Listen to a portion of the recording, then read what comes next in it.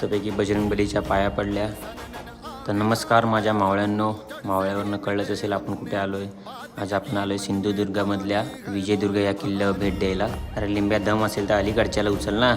मा शक्ती दे मा, नाही हो पायगा तेरे से, छोड दे चल.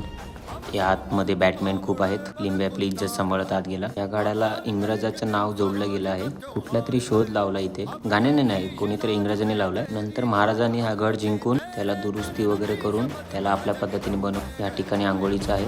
आणि काय काय लोकांना माहीत नसेल, या ठिकाणातून आधी तेल टाकायचं गरम गरम, जेणेकरून दुश्मन जळली जाते जागेवर. आणि या ठिकाणी तोफा ठेवण्याच्या असतील कदाचित, समुद्रमार्ग येणाऱ्या दुश्मनांना तोफाने उडवायचं. आणि एवढ्या उंच किल्ला असून पाणी बघा कसं येतं. पूर्ण भिजलो मी. आपण बाहेरच्या तटबंदीवर होतो, आता आपण आत गेलो. लिंब्या काय खूप परायतकर छेडताय.